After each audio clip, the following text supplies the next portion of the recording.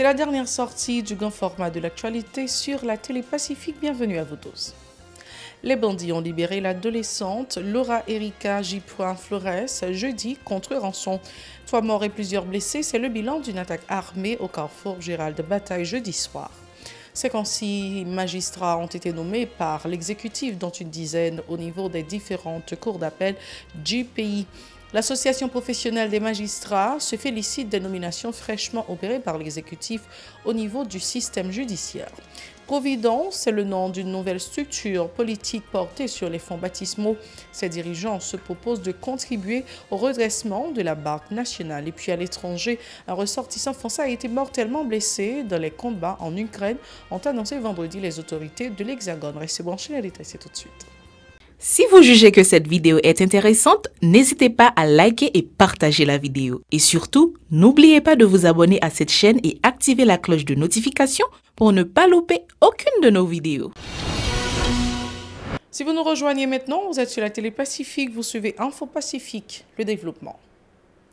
La famille de Laura Erika J. Flores, enfin soulagée. Les malfrats ont libéré l'adolescente jeudi soir contre rançon, a confirmé sa maman. Elle a été enlevée le 21 mai en compagnie de son chauffeur en revenant de l'école. Âgée de 9 ans, elle est en 3e année fondamentale au collège Marianne de Christois. En dépit des supplications répétées de sa mère, les bandits l'ont séquestrée pendant 13 jours, attendant le versement d'une rançon pour qu'elle puisse recouvrer sa liberté. Les citoyens ne savent à quel sens se vouer face aux agissements des bandes armées qui sèment la terreur dans l'aire métropolitaine de Port-au-Prince. En effet, les gangs armés tuent, kidnappent, pillent, violent et volent à volonté aux grandes dames de la police nationale impuissante de la lutte contre l'insécurité permanente.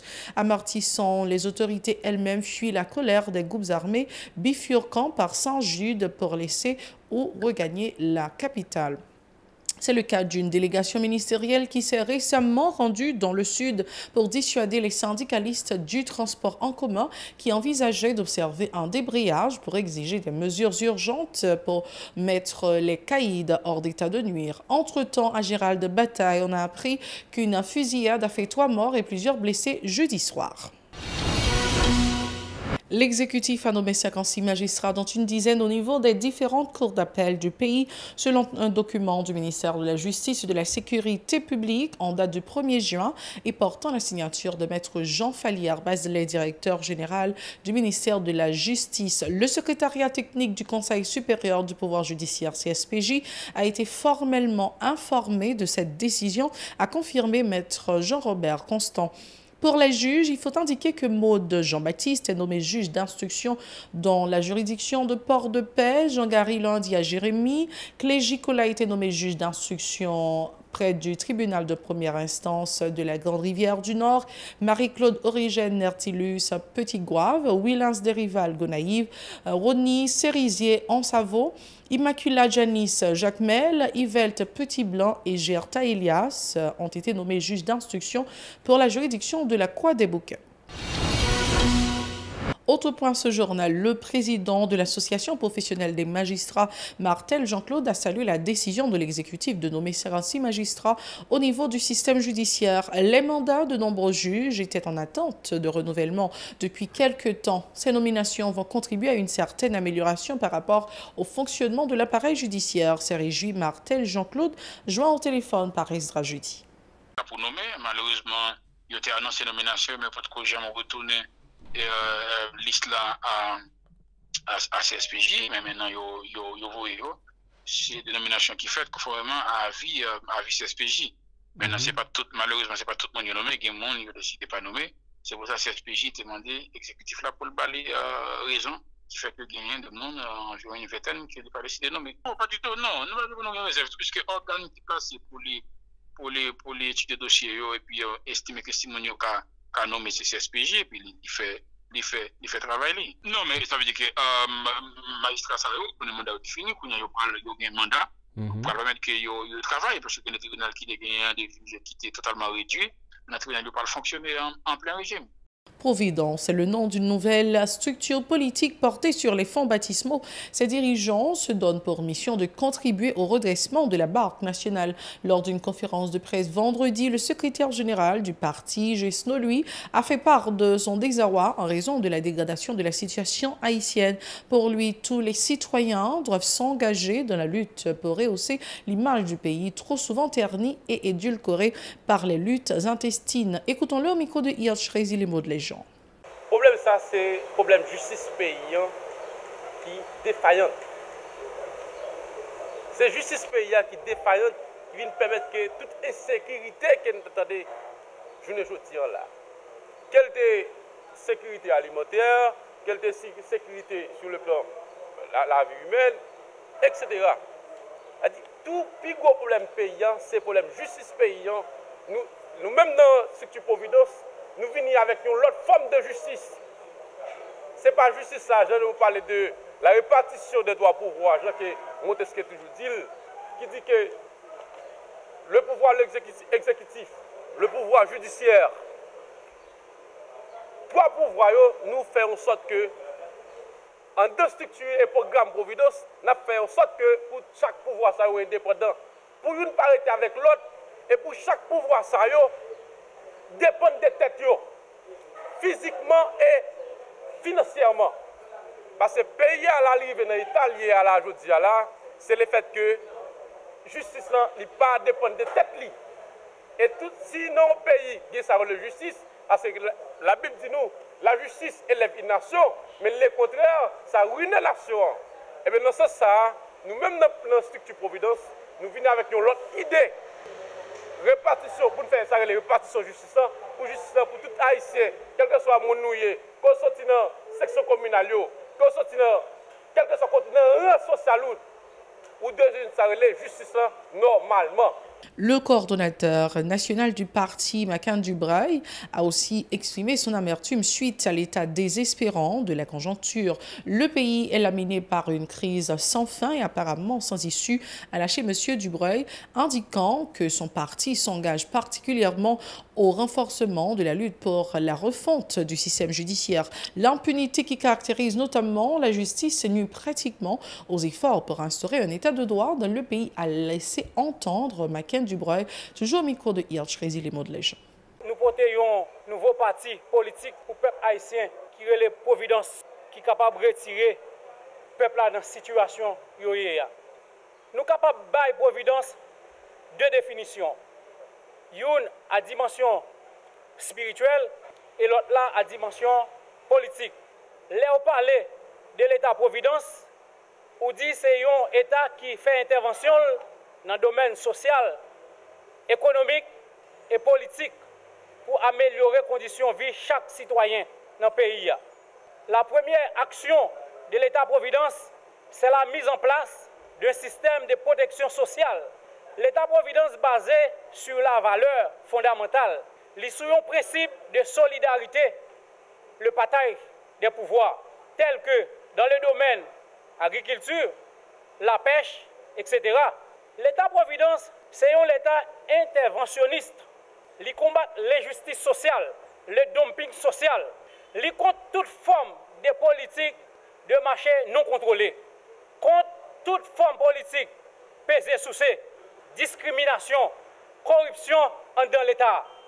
Nous tous doués en faveur de l'État-providence parce que c'est le seul moyen qui existait jusqu'à présent pour résoudre les problèmes économiques et sociaux dans une société. Autre dossier, les responsables de la Fondation Valentin ont officiellement procédé le 3 juin à son lancement. Cette structure se fixe comme objectif de participer à l'encadrement des jeunes filles et des enfants démunis.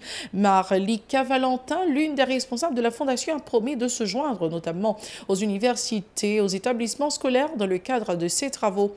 Pour elle, le support aux jeunes reste l'un des meilleurs atouts pour lutter contre la délinquance dans la société. Elle est au micro d'Aubert Charles et Joséphine François. Pour l'intégration de la Fondation Valentin, il faut être Valentin, et tous ceux qui aiment les activités en rapport avec l'encadrement des jeunes, la jeunesse en soi, tous ces gens de bonne volonté, nous les attendons dans l'intégration de la fondation, ainsi que des activités culturelles et des levées de fonds que nous organisons, ainsi que d'autres activités que nous avons l'intention de mettre en place, afin de financer les activités, de financer la fondation. En termes de partenariat, nous travaillons de concert avec des écoles, des centres de formation, des universités de volonté, des gens du secteur privé, des organisations gouvernementales et des organisations gouvernementales. De son côté, Jean-Éder Valentin encourage les autres acteurs à entreprendre ce type d'initiative en vue de pouvoir offrir une meilleure orientation aux jeunes, notamment aux déshérités. La Fondation envisage de mettre sur pied des programmes de formation et des activités socioculturelles et professionnelles au profit de ses membres dans l'optique de leur permettre d'exercer leur talent, a aussi promis Jean-Éder Valentin, toujours au micro d'Aubert Charles et Joseph François. On a dit que nous vivons une période de désolation dans le pays. Côté que c'est l'insécurité, côté que c'est tristesse à gauche et à droite. Donc nous-mêmes, comme citoyens haïtiens, la famille Valentin, nous jugeons nécessaire pour que nous baillions notre son dans la musique là. C'est-à-dire pour nous porter contribution dans le sens pour que nous construisons société ça en lançant Fondation Valentin qui a bien comme responsabilité pour cadrer les jeunes dans la question de formation, pour cadrer les Timounio, parce que Timounio, si ce n'est pas depuis dans l'âge et que tout petit que vous avez, vous ne pouvez pas priver vraiment dans la jeunesse. Donc, nous connaissons un petit monde dans la rue, sur les machines, un petit monde qui paraît à venir dans la rue. Donc, c'est exactement pour raison ça, nous-mêmes, la famille Valentin, nous lançons cette fondation. C'est le temps de voir ce qui se passe à l'étranger. Restez branchés. Merci d'être encore fidèle à la télé Pacifique. Voici ce qui se passe à l'étranger. Un ressortissant français a été mortellement blessé dans les combats en Ukraine, ont annoncé vendredi les autorités de l'Hexagone. L'Hexagone de nouveau endeuillé 100 jours après le début de l'invasion russe. Le Quai d'Orsay annonce vendredi 3 juin la mort d'un Français dans des combats en Ukraine. Nous avons appris la triste nouvelle qu'un Français avait été mortellement blessé dans des combats en Ukraine, a fait savoir le ministère français des Affaires étrangères dans une réponse écrite. Nous présentons nos condoléances à sa famille. Selon une source sécuritaire interrogée par l'AFP, l'homme était un combattant parti comme volontaire. L'identité de cet homme n'a pas été communiquée, ni le lieu où il a péri. La radio française Europe 1 avait fait état jeudi 2 juin d'un premier combattant français tué en Ukraine, mortellement blessé par des tirs d'artillerie dans la région de Kharkiv, nord-est. Le jeune homme avait rejoint la Légion internationale de défense ukrainienne et participait au combat contre l'armée russe, selon Europe 1. La Grande-Bretagne avait fait état fin avril de la mort d'un de ses ressortissants et de la disparition d'un autre. Selon les médias britanniques, le tueur était un vétéran de l'armée britannique. Ses anciens camarades lui avaient rendu hommage sur une page Facebook et une page de collecte de fonds avait été mise en place. C'est la toute fin de ce journal. Merci d'avoir été avec nous sur la télé Pacifique. Restez branchés pour le reste de la programmation. Et ne l'oubliez pas, c'est le week-end. Soyez très prudents. Au revoir.